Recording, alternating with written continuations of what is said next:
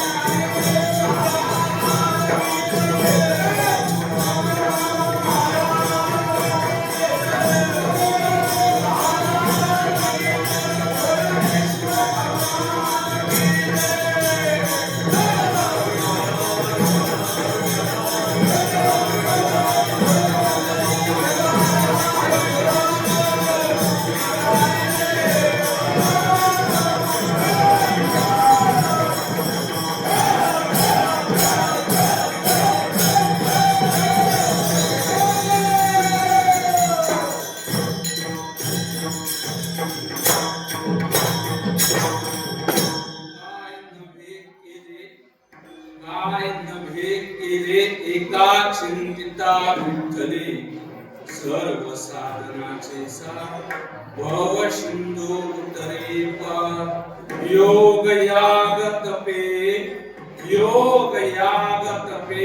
केले तयाने आमुखे सर्व साधनाचे सार भव सिंधू उतरे पार तुका मने जपा मंत्र त्रिअक्षरे सोपा सर्व साधनाचे सार भव सिंधू उतरे पार पांडुरंगा करू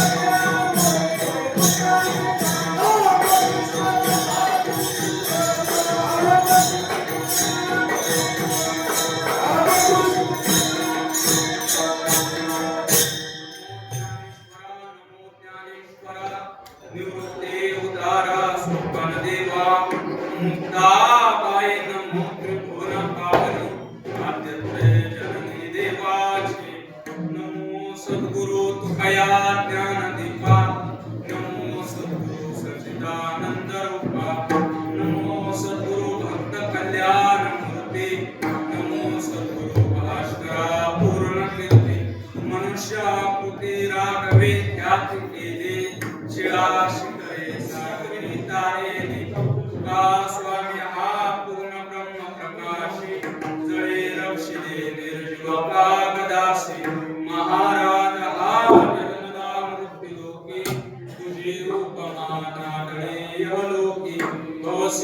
कसे बांधिलासे तुझे अनाथा निराकारणे तुकया तुका सदा मानवी वेशधारी परिहारिला विग्रही निर्विकारी स्वे श्री हरे व्यापू सर्वविभा तुका तोची परब्रह्म ठेवा जया पूजिले आदरे पांडुरंगे विमानस्थ केले प्रयाण प्रसंगी तनो मानवी दिव्य रूपीच केले न त्यागिती दिव्य लोकासिनी संपादनांची विधाय भक्ती विलोकितोय न समाधिराज वैराग्यवंतं सुविचार युक्तं नमामि योगं शिरसा गृह्णन्तं मस्तके पाया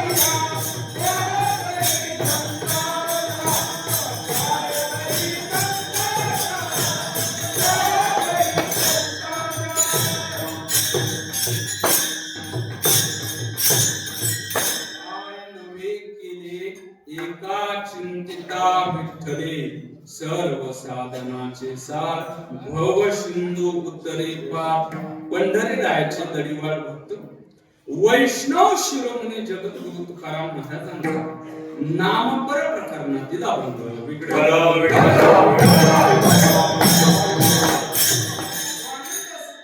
सद्गुरु जोग महाराजांनी जो गाथा काढला त्या गाथ्याचा जर आपण अभ्यास केला एकूण त्या गाथ्यामध्ये 100 प्रकरण आपल्याला पाहायला मिळतात. त्या 100 प्रकरणामध्ये एक नामपर प्रकरणाचं एक अभंगाचं प्रकरण जवळजवळ 95 अभंग नामपर प्रकरणातील आहे. त्याच अनुक्रमेतील आणि त्याच प्रकरणातील भगवंताचं नामगुण गाणारा हा अभंग आज सेविका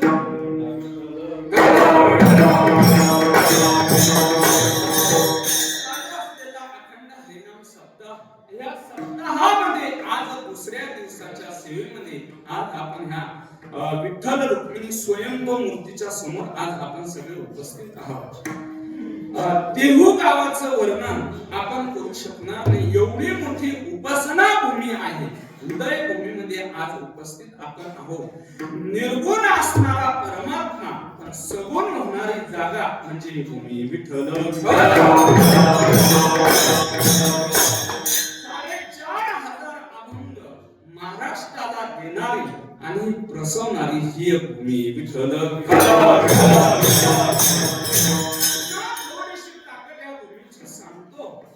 डाव्या हातात थोडी माती घ्या, उजव्या हातात थोडी माती घ्या. डाव्या हातातली माती कानाला लावली की देशभक्तीचा ध्वनी कानाला ऐकू येतो आणि उजव्या हातामध्ये माती घेतली कानाला लावला तर कानाला लावली माती तर हरिभक्तीचा ध्वनी कानाला येतो.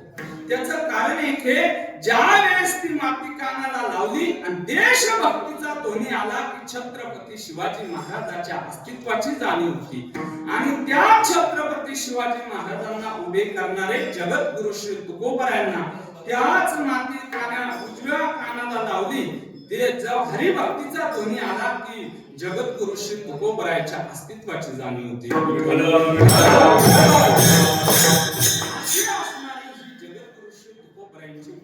धन्य देहू गाव पुण्यभूमी ठाव तेथे नांदे देव पांडुरंग असं असणारं हे देहू गावाचं वर्णन जगद्गुरु श्री तुकोबरायांचा अभंग प्रकरणातील सेवेकरता निवडला. पण मला असं वाटतं ह्या ठिकाणी मी सेवेकरता उभा आहे. फारशी काही तपश्चर्या नाही, फारसं काही साधू जीवन नाही, कोणत्या अनुक्रमे की नाही मला मात्र आज ह्या ठिकाणी सेवा दिली असेल हे मात्र मला माहित नाही. फारसं काही पुण्य नाही, फारसं कोणत्या गोष्टीची तपश्चर्या नाही, परंतु फक्त संतांच्या दारात राहण्याचं भाग्य मला प्राप्त झालं.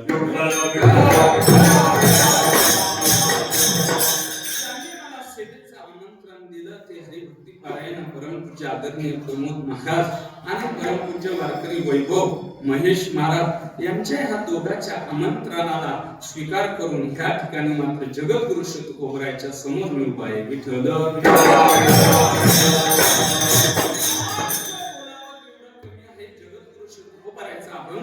नामपर प्रकरणातील घेतलेला आहे. या ठिकाणी उपस्थित सगळे मातृवर्ग पितृवर्ग अपवादाचार्य कृष्णा महाराज आहे, आपले दांडे महाराज आहे, सगळेच आहे.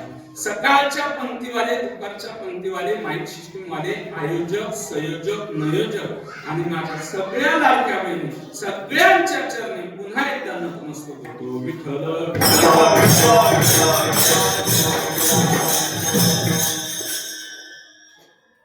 जन्माला आल्याच्या नंतर भगवंताचं नामचिंतन केलं पाहिजे. तुका म्हणे जन्म आल्याचे सार्थक विठ्ठलाची एकलिया. एवढंच काय, जन्म आल्याच्या लाभात पद्मनाभ दरुक्षणे. आल्याच्या नंतर आपण भगवंताचं नामचिंतन केलं पाहिजे, त्यात वाद नाही. पण साधना करत असताना, जीवन जगत असताना शास्त्राने अनेक काही उपाय सांगितले. ज्ञानेश्वर महाराजांची ज्ञानेश्वरी उघडा म्हणजे आपल्याला कळेल. म्हणून मी पाहता पाही प्रवेशावा माझ्या काही उपायाचे नाही वाणी येत. अनेक शास्त्राने उपाय आपल्याला सांगितलेले. थोडी श्रीमद भगवद्गीता उघडा आणि 13वा अध्याय उघडा म्हणजे आणखीन आपल्या लक्षात येईल. ध्यानात्मने पश्यन्ति केचिदात्मानमात्मनः अन्य सांख्येन योगेन कर्म योगेन चापरे अन्यत्वेव मजानंत श्रुत्विनाविपासते तेपि चान्ति तरन्तेव मृत्यु श्रुती परायणाः. ज्ञानोदय त्याच्या खाली भाष्य करतात. ऐसे हे उपाये बहुअसे ते पाये जाणावया होय की वस्तू. परमार्थ वस्तू जाणण्याकरता अनेक उपाय, उपायाची कमतरता नाही. श्रीमद भागवत जर तुम्ही उघडलं तर श्रीमद भागवतामध्ये कोणत्या युगामध्ये कोणती साधना केली पाहिजे हे सांगतात. कृते ध्यायतो विष्णू त्रेतायाम यजतो मखै द्वापारे परिचर्यायाम करोत काही कीर्तना. पण ही साधना का बरं वेगवेगळी सांगितली असेल याचे काही कारण आहे देवा. त्याचे कारण असे आहे की मानवी जीवन जगत असताना मनुष्याची आयुर्मर्यादा घटत चालली, म्हणून वेगवेगळे साधन सांगावं लागते. मनुष्याच्या वाणीतलं बल कमी होत चाललं, म्हणून वेगवेगळी साधन सांगावी लागते. मनुष्याची कष्ट करण्याची वृत्ती कमी होत चालली, म्हणून वेगवेगळे साधन सांगावे लागले. कृतयुगामध्ये जे साधन सांगितलं आपल्याला ते ध्यान साधन सांगितलं. ध्यान करण्याकरता माणूस एखादा बसला, शांती ब्रह्म श्री गुरु मारुती बाबा सांगत असतात, अरे ध्यानाला बसला, पण ध्यानाला बसल्याच्या नंतर देवाचं जर ध्यान येत असेल तर योग्य. ध्यानाला बसला जर पीराचा उरूस तुझ्या डोक्यात भरत असेल तर अन्य तुझं ध्यान ते व्यर्थ आहे. म्हणून ध्यान करणं ही साधना अशक्य झाली. पुढे त्रेतायुगामध्ये यज्ञ हे साधन सांगितलं. यज्ञ हे साधन सांगितल्याच्या नंतर यज्ञ साधन करीत असताना प्रथमतः यज्ञ करण्याची इच्छा असावी. यज्ञ करण्याची इच्छा असावी. एवढंच नाही, यज्ञ करण्याकरता सामुग्रीही असावी. एवढंच नव्हे तर यज्ञ करण्याकरता शास्त्राने त्याला अधिकार दिलेले असावे तर यज्ञ करू शकतात. यज्ञ अशक्य झाले. पुढे द्वापार युगामध्ये परिचर्या हे साधन सांगितलं. परिचर्या हे साधन सांगितले. परिचर्या म्हणजे यथासांग देवाची पूजा करणे. मग देवाची पूजा कशी करणे तशाच सांगतात. यथा देहे तथा देवी. ज्याप्रमाणे आपण आपल्या देहाची पूजा करतो त्याचप्रमाणे आपण देवाची पूजा केली पाहिजे. हे परिचर्या हे द्वापार युगामध्ये साधन सांगितलं, पण तेही जमीन असं झालं.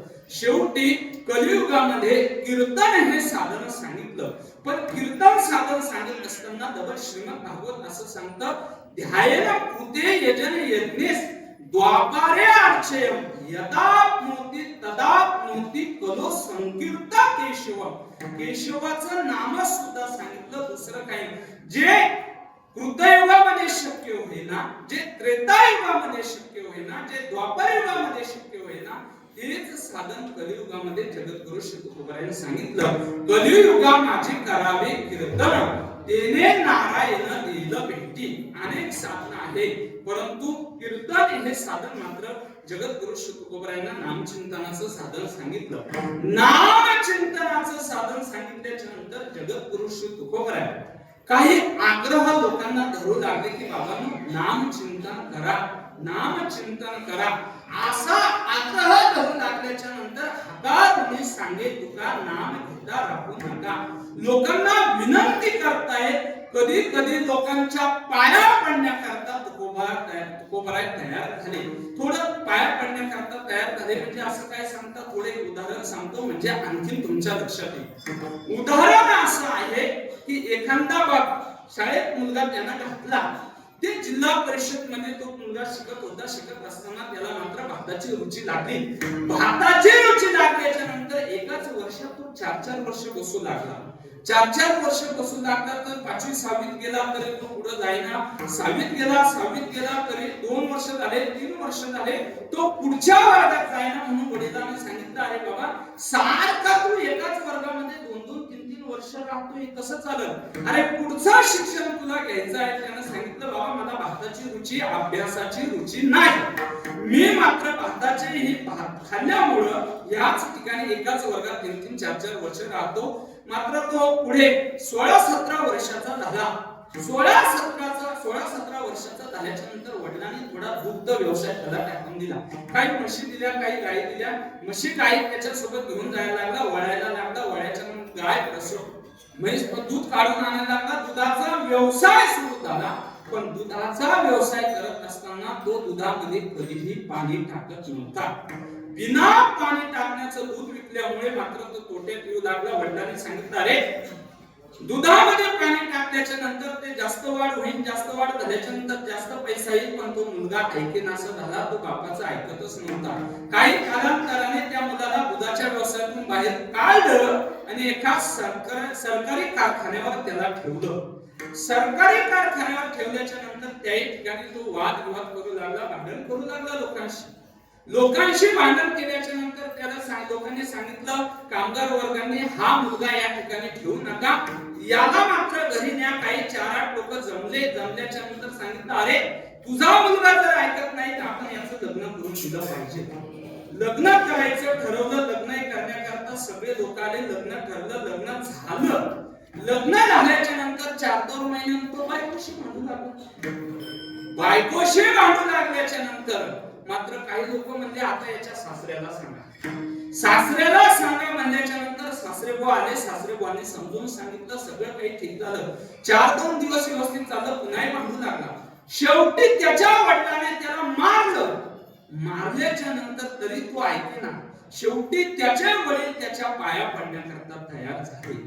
मग मला एक सांगा, शेवटी त्याचे वडील त्याच्या पाया पडण्याकरता तयार झाले तेव्हा मग त्या मुलाचा अधिकार म्हणून तयार झाले का त्याची हानी होऊ नये, तो सुधरावा, त्याचा उद्धार व्हावा, याच्यासाठी त्याचे वडील त्याच्या पाया पडण्याकरता तयार झाले. बाबा तू चुकीचं वागू नको, शेवटी मी तुझ्या पाया पडतो. जसं हा व्यवहारात त्याचा बाप त्या मुलाच्या पाया पडण्याकरता तयार झाले, तसे आमचे तुकोबाराय समाजाने नामचिंतन करावं, समाजाने देवाकडे भक्तीच्या मार्गाने लागावं म्हणून तुकोबाराय पाया पडण्याची सुद्धा तुकोबारायची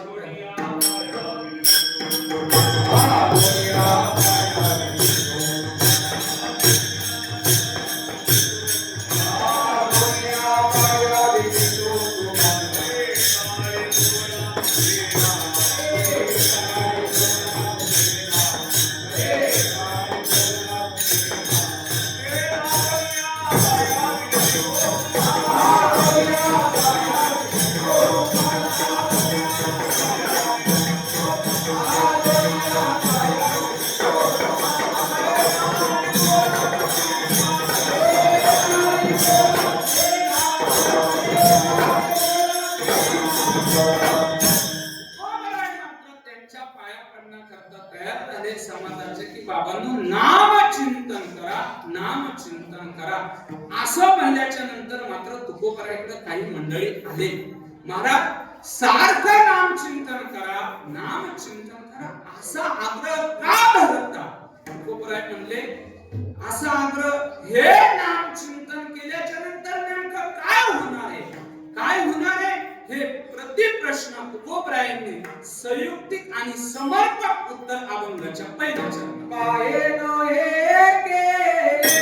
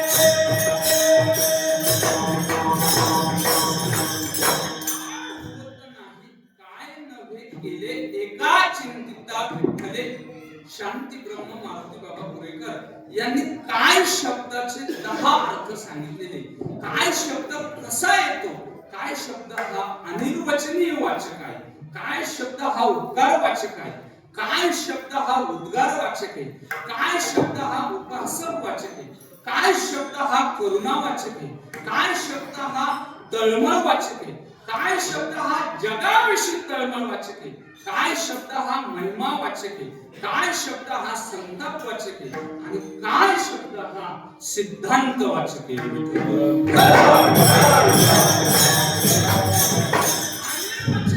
वाचक किंबहुना निवृत्ती ठेविले असे जय स्थिती ते काय देऊने हाती वाचक या. हा अनिर्वचनीय वाचक म्हणून काय शब्द आहे? उपकार वाचक. काय सांगू आता संतांचे उपकार मज निरंतर जागे होती. उद्गार वाचक. काय वाणू आता न पुरे वाणी मस्तक चरणी ठेवीत असे. उपहासक वाचक. काय नपुसका पद्मनीचे सोळे वांजेसे डोळे कैसे होते. तळमळ करुणा वाचक. काय काय करीतो या मना परी नायके नारायणा करुणा ते करी विवंचना पतना देऊ आदरे. तळमळ वाचक. काय मी उद्धार पावेन, काय कृपा करेल नारायण. ऐसे तुम्ही सांगा संत जन करा समाधान चित्त माझे. जगाविषयी तळमळ वाचक. काय करू बहु वाटे तळमळ आंधळे सकळ बहिर्मुख. महिमा वाचक. काय सांगू देवा ज्ञानवाचक होते. वेद मैशामुखी वदविले. संताप वाचक. काय माय दिली होती टिंब टिंब टिंब टिंब. आणि सिद्धांत वाचक. काय नवे केले.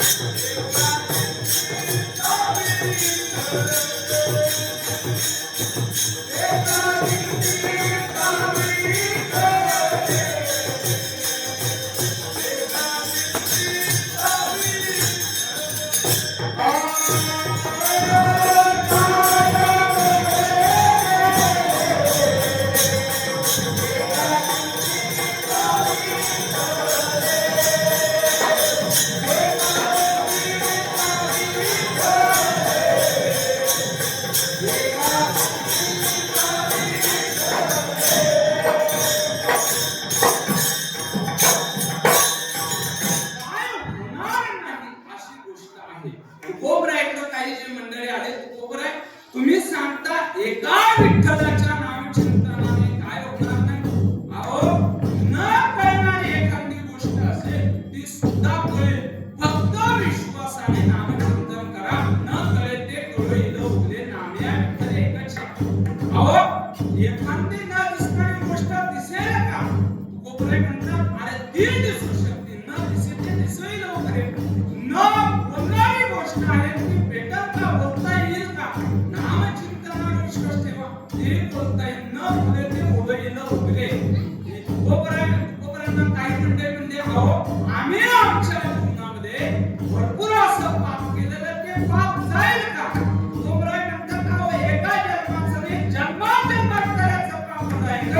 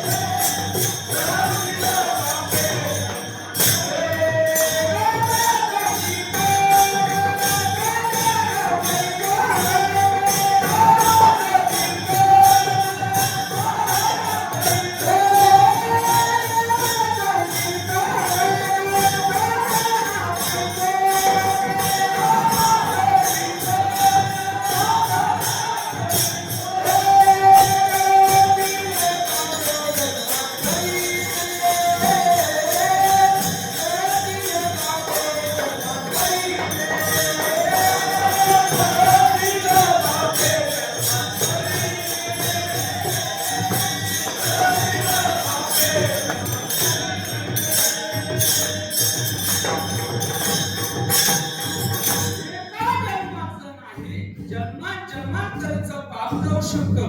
काही लोक म्हणले महाराज आमचा त्रिविध ताप जाईल का?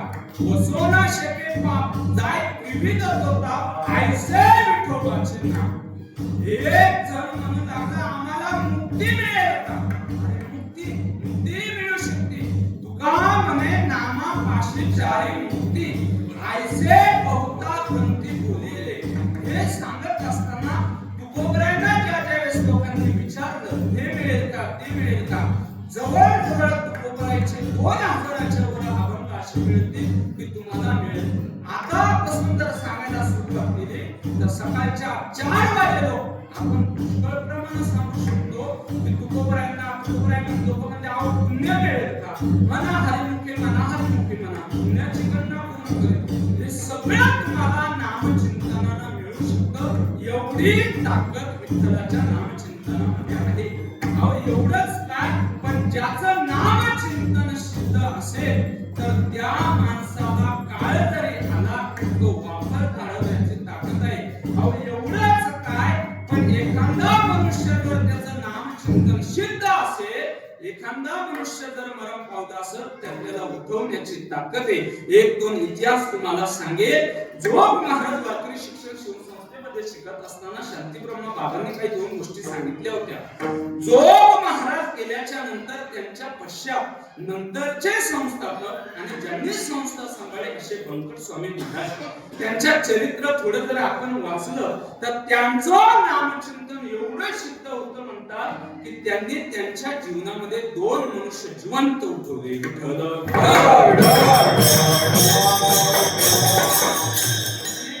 गावामध्ये भानुदास पाटील नावाचा एक मुलगा होता.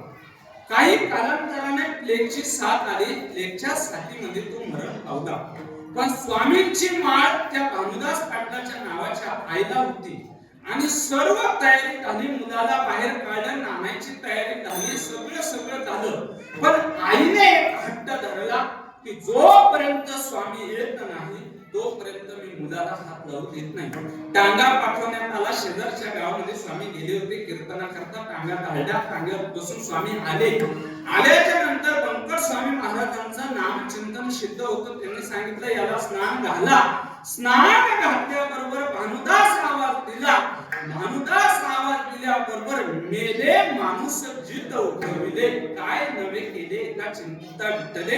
एवढी महाराजांची नामचिंतनाची साधना होती की मेलेले माणसं जिवंत उठवले. नाशिक जिल्ह्यामध्ये मोठी गावाजवळ जयरामपूर नावाचे ग्रस्त होते. स्वामींची दिंडी मात्र त्र्यंबकला गेल्याच्या नंतर त्या दिंडीला काही ते तांदूळ शिदा पाणी त्या काळात देत असायचे. देत असल्याच्या नंतर गुरु समाजाचे होते. गुरु समाजाचे असल्याने दिंडी येण्याच्या आदल्या दिवशी मात्र ते वैकुंठवासी झाले आणि त्यांना दफन देण्यात आलं. दफन देण्याच्या नंतर मात्र स्वामी त्या गावामध्ये गेले. गेल्याच्या नंतर सगळे माणसं दिसू लागले. स्वामींच्या तारे जयराम होते. काही माणसांनी तिच्यात सांगितलं जयराम गुरु कालच त्याचं दफन केलं. दफन केल्याच्या नंतर मात्र त्याला आत्या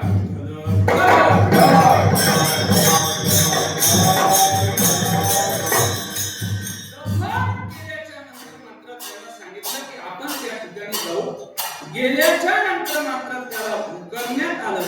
उकरल्याच्या नंतर जयराम गुरुवांना पुन्हा स्नान घातलं आणि पुन्हा स्नान घातल्याच्या नंतर मात्र पुन्हा मेले माणूस जित उठवले. एवढी ताकद नामचिंतना स्वामीची होती.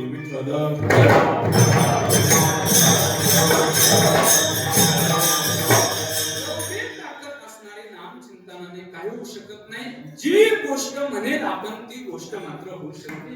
एवढी नामचिंतनाचा महिमा मोठा आहे देवा. तदनंतर आपण जर विचार केला काही लोकांना प्रश्न पडल्याच्या नंतर त्यांनी सांगितलं का पुन्हा काही आपल्याला साधनं नाहीत का? पण जगद्गुरु शुभोपराय म्हणतात ज्याचा नामचिंतनावर विश्वास नाही त्याच्याकरता अन्य साधना आहे. मात्र याच्याकरता नाही. साधना भरपूर आहे त्याच्याबद्दल वाद नाही. पण आपल्याला जर बहुशंदूतून उतरून पार जायचं असेल तर अनेक साधना आहे. त्या साधनाचा निर्देश तुकोबराय दुसऱ्या सर्व साधनाचे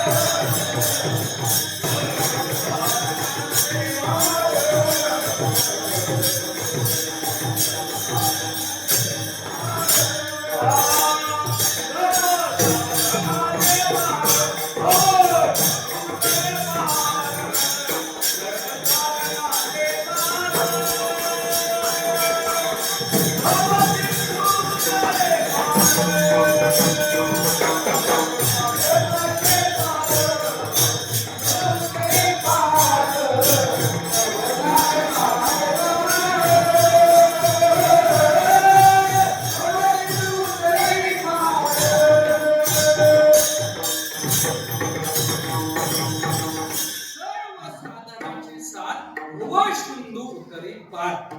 भरपूर अशी साधना आहे. एकदा सगळे संतांचा मेळावा झाला आणि पंढरपूरच्या वाळवंटामध्ये सगळे संत बसले. बरोबर सांगतात, सगळे संत बसले. संतांनी पुराणातून वेदातून सगळे ग्रंथ घेऊन त्याच्यात सगळं साधना काढायला लागले. त्या साधनामध्ये काही प्रतिबंध आहेत का, काही हानी आहे का, काही लाभ आहे का, याचं सगळ्याचं परिशीलन केलं. आणि सगळ्याचं परिशीलन करून नाम साधनेला पैकीच्या पैकी मार्ग पडले. संत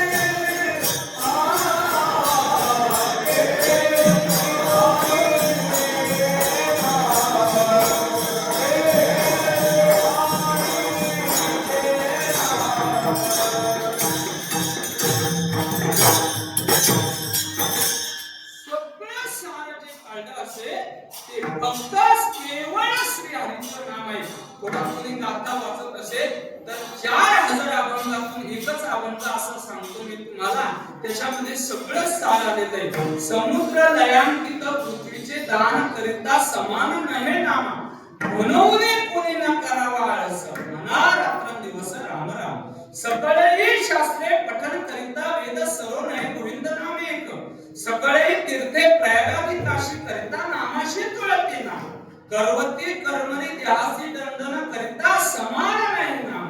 आणि तुका म्हणे ऐसा आहे श्रेष्ठच्या नाम हेची सार, विठोबाचे सर्व साधनाचे सार. असं असणारं हे भगवंताचं नाम सार आहे. कशातलं सार कशात असतं, कशातलं सार कशात हे तुम्हाला सांगतो म्हणजे आणखी तुमच्या लक्षात येईल. सर्व जगताचा विचार जर आपण केला तर सर्व नद्यांचं सार हे समुद्रामध्ये आहे. सर्व देवदेवतांचा विचार केला तर देवदेवतांचं सार हे गायीच्या शरीरामध्ये आहे. सगळ्या तीर्थांचं सार हे आई वडिलांच्या चरणात सगळ्या तीर्थाचे दूध. सगळ्या पुणे जिल्ह्यातल्या म्हशी जर गोळा केल्या त्याच्या दुधाचं सार हे तुपामध्ये. सगळा बारामतीचा ऊस काढला तर ऊसाचं सार साखरेमध्ये. तुम्हाला सांगतो वेलीचं सार हे फुलामध्ये, फुलाचं सार हे अत्तरमध्ये, झाडाचा सार हे फळामध्ये. सगळ्या जीवनाचा सार ज्ञानोबराय म्हणते फक्त एका नारायणाच्या जगामध्ये. एक नारायण सार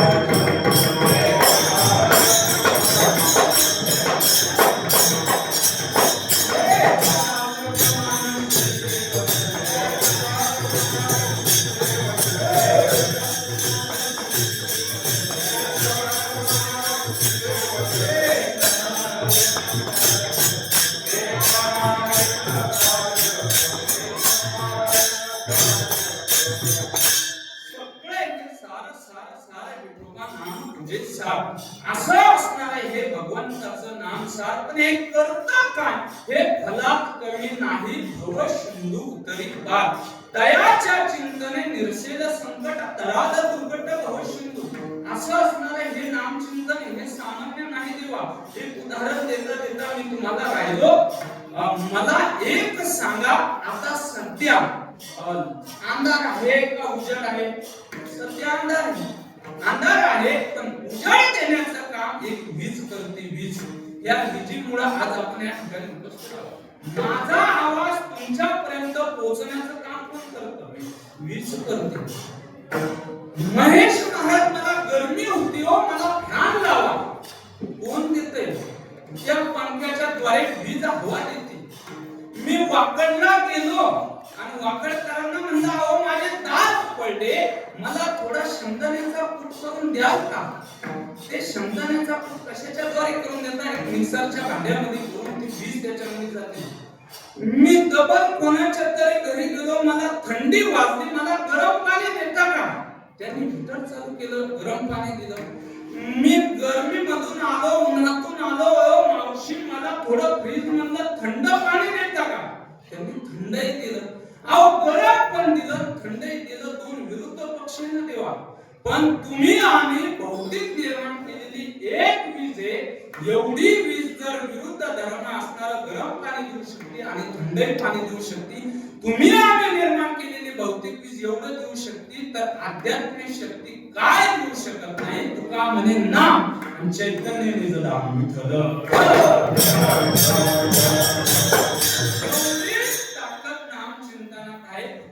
सिंधू उतरी पार.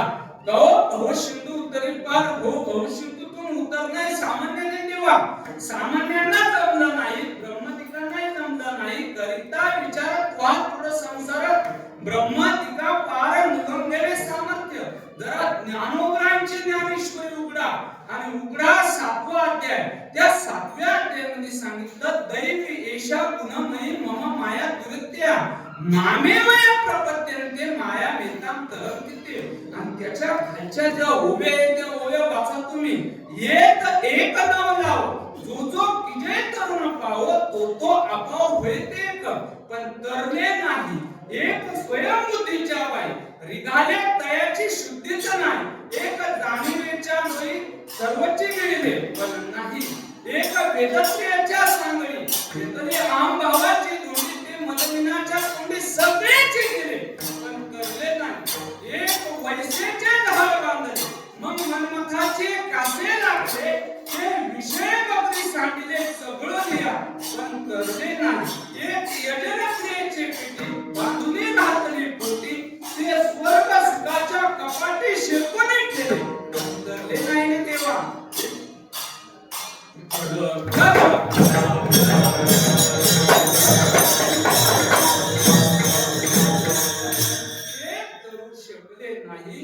एवढी नामचिंतनाची ताकद मोठी आहे. चांगले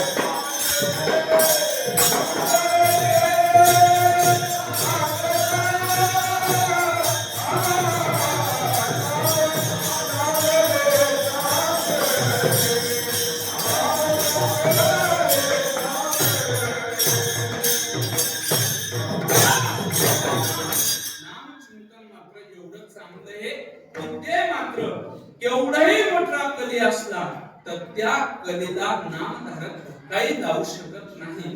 जसं थोडी 2-3 उदाहरणं सांगतो म्हणजे आणखी तुमच्या लक्षात येईल. जसा राजकारणातला धंदा कोट्याचा नाही, जातो का नाही ते तुम्ही सांगायचं. जसा राजकारणातला धंदा कधीच कोट्यात जात नाही, समुद्रातल्या माशीला कधीच सर्दी होत नाही. आतापर्यंत आपण पाहिलं असेल कधी सर्दी होत नाही. माकड झाडावरून कधीच पडत नाही, पहा तुम्ही नाही तर ती कधीच पडत नाही. केवढा मोठा विषारी एखादा साप असला देवा तर तो मुंगसाला कधीच चावत नाही. आणि केवढाही मोठा एखादा कली असला तो नामधारकाला कधीच धक्का लावत नाही. तरी टाळत्यासी न पाहिजे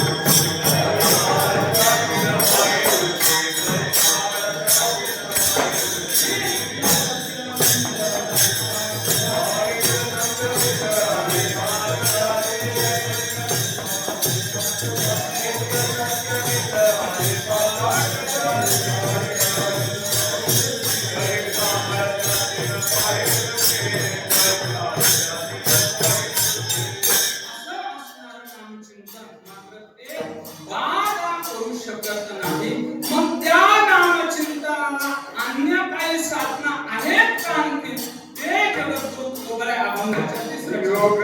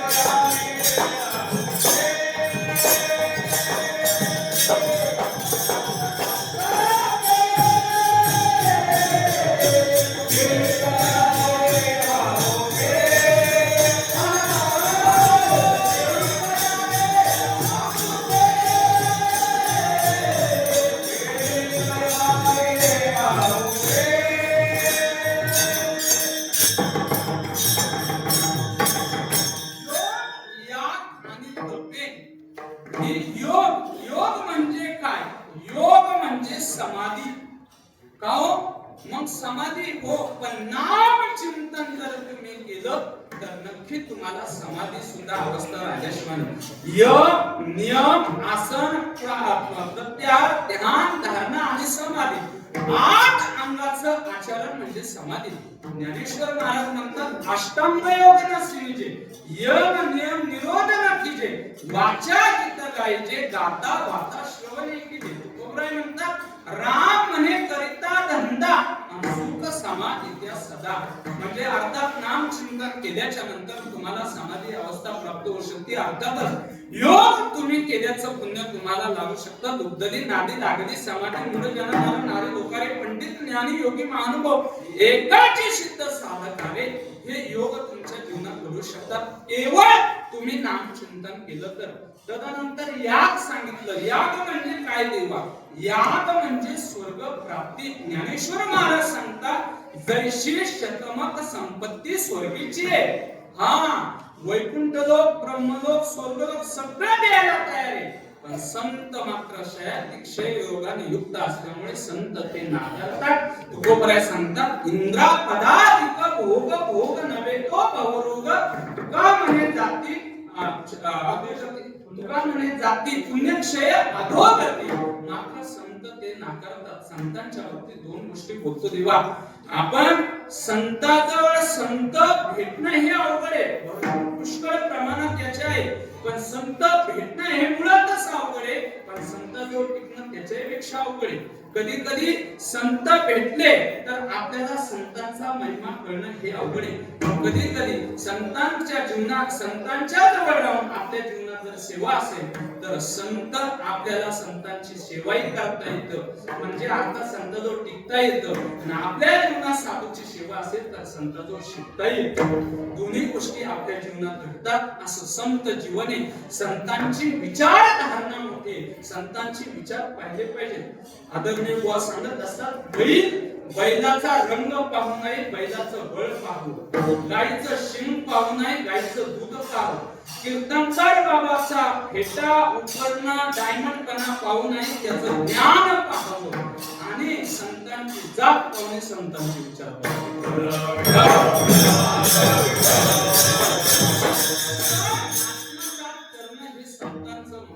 आपलं शुद्ध आचरण ठेवणं हे महत्वाचं आहे. शुद्ध चर्या हे संतांचे जीवन लागतचे धन नाही वित्त.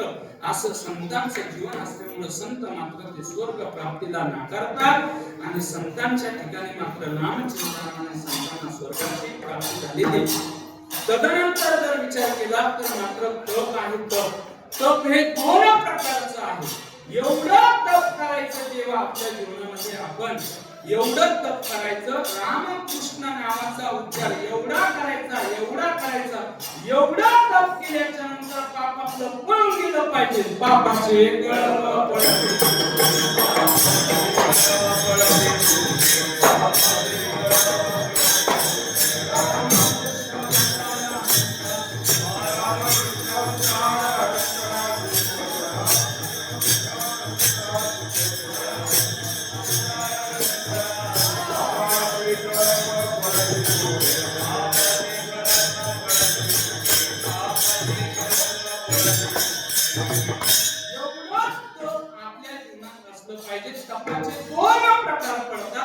अनुष्ठान रूपी तप आणि विचार रूपी तप. अनुष्ठान रूपी तप निर्गुणाचा साक्षात्कार होतो आणि विचार रूपी तप केला तर सगुणाचा साक्षात्कार होतो. आमच्या संतांना सगुणाचाही साक्षात्कार आहे आणि निर्गुणाचा साक्षात्कार असं आमच्या संत महात्म्यांचं जीवन आहे. मग हे जीवन कशामुळे त्यांचं घडतात तर ते भगवान पांडुरंग परमात्म्याचा क्रियाक्षरी जप नित्य सतत करतात. हे अभंगाच्या चतुर्थ भागाने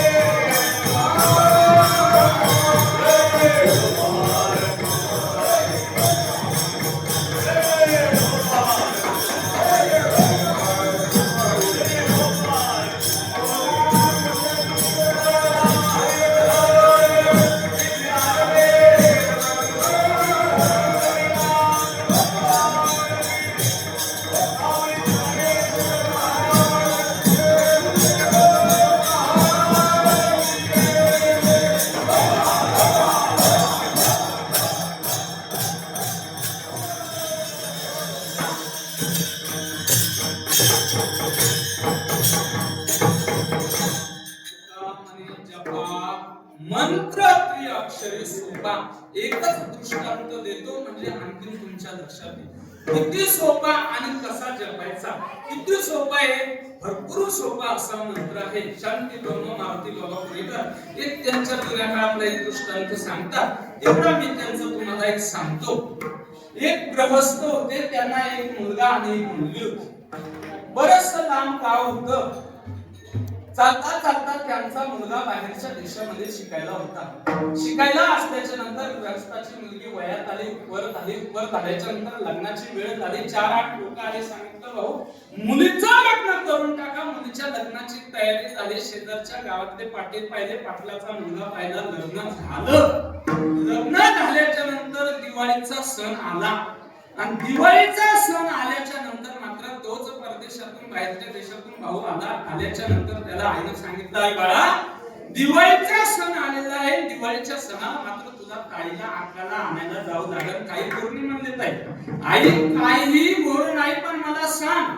आईने सांगितलं, अरे शेजारच आपल्या जवळच गाव आहे आणि त्या गावामध्ये मात्र ताईला दिलं, पण ओळख कशी करायची. जुना काळ आहे, पिंपळाचं घर पिंपळ दारामध्ये आहे आणि रुद्धार अशा मिशा तिच्या सासऱ्याला आहे. लाल कलरचा फेटा सासरा नसतो. मोठं 1 एकर एवढं कुकू तिच्या सासूला आहे. सासरी दारी अंगणामध्ये बसलेली असती. अशी काही ओळख, काही नियम तिला त्या मुलाला सांगितले आणि असं पाटील घराण्याचं नाव सांगितलं. सगळं विचारपूस करत दर मुक्काम तो भाऊ आपल्या बहिणीच्या घरी गेला. गेल्याच्या नंतर पिळदार मिशावाला म्हातारा बाहेर दिसला. थोडी ओळखण आली. एकर भर कुकू लावणारी आजी माता ती समोर दिसली, सासूबाई हीच असली पाहिजे. काही ठळक लक्षणं ध्यानात धरून आत गेला, विचारलं मी अमक्या अमक्या गावचा आहे, ताट पाय धुण्याकरता पाणी दिलं. आता पहिले पाहुणे होते महाराष्ट्र, आताचे पाहुणे गेल्याच्या नंतर काय करतात, आताचे पाहुणे जातात. बहिणीच्या घरी गेल्याच्या नंतर भाऊ जातो, परंतु त्याला गुळ पाणी दिली काही देण्यात येत नाही. गेल्याबरोबर हा सांगतो आयफोनचा चार्जर आहे. पहिला चार्जर विचारतो, देवा पहिले पाहुणे असे नव्हते, पाहुणे गेल्याच्या नंतर स्वतःची ओळख सांगायची. मी हा गावचा आहे, मी अमक्याचा नातू आहे, टमक्याचा पुतण्या आहे, हिचा मुलगा आहे. सगळी ओळख झाली. ओळख झाल्याच्या नंतर ताईला अत्यंत आनंद झाल्याच्या नंतर ताईने शिरा केला, शिरा घातला. भावाला गोडाची चव माहीतच नव्हती. बाहेरच्या देशामध्ये कमी गोड असल्यामुळे गोड कसं रुपदार काजू बदाम तेल तूप टाकून सगळ्या पद्धतीचा शिरा केला. शिरा खाऊ घातला. 12 वाजेचा टाइम होता. शिरा खाल्ला. दादाने सांगितलं, ताई एवढा शिरा तू केला ना, याच्यापेक्षा आणखी काही गोड कर ना.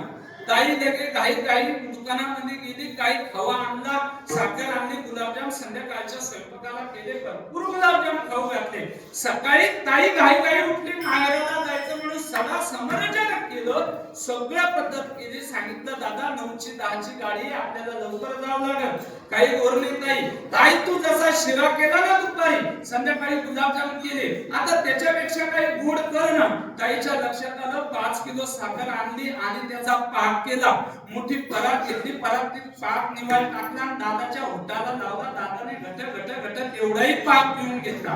पाक पिणं झाल्याच्या नंतर पुन्हा ताई म्हणली, अरे दादा चाल ना, उरक ना, लवकर टाइम झाला, माहेराला जायची. तिला आशा लागल्याच्या नंतर दादाने सांगितलं, ताई तू शिराई केला, गोड केला. ताई तू गुलाबजाम केले, तेही गोड केले. ताई तू पाक केला, तेवढा गोड केला. ताई आता याच्यापेक्षा काही गोड कर ना. ताई सांगितलं, दादा तुझ्या जिभेला हळू आहे का नाही काही? या साखरेच्या पाकापेक्षा आणखीन काहीच गोड नाही. शेवटची सीमा ही साखरेचा पाक आहे. तशी तुकोपराय म्हणतात, याच्यापेक्षा कोणतंच गोड, कोणतंच सोपं नाही. असं असणारं विठ्ठल नामजप एवढाच सोपा आहे. म्हणून तुम्ही जपा. तुका म्हणे जपा मंत्र त्रिअक्षरी सोपा. ज्ञानेश्वर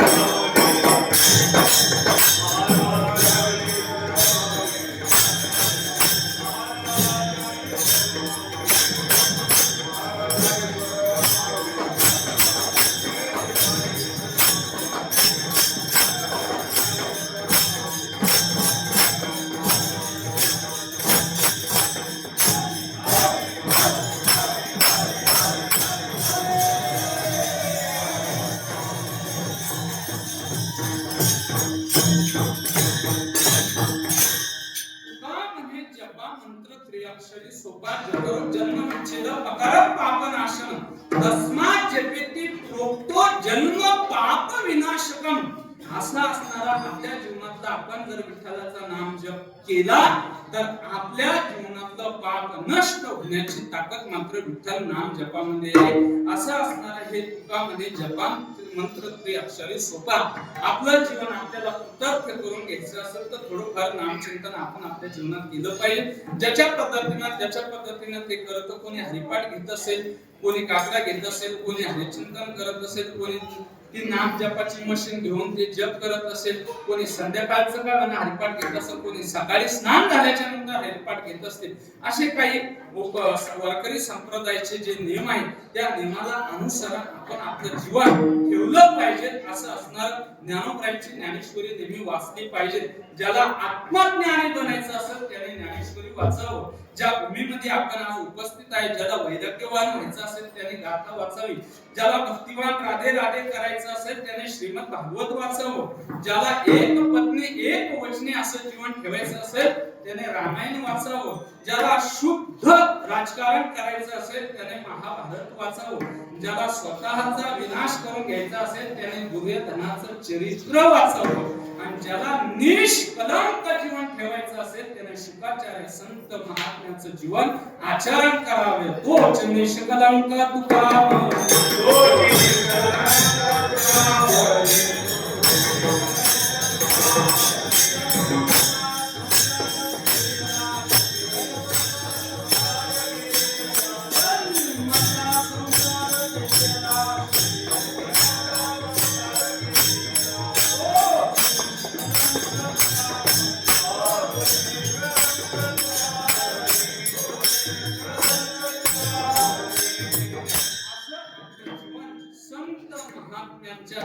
आधारावर आपण आपलं जीवन ठेवलं पाहिजे.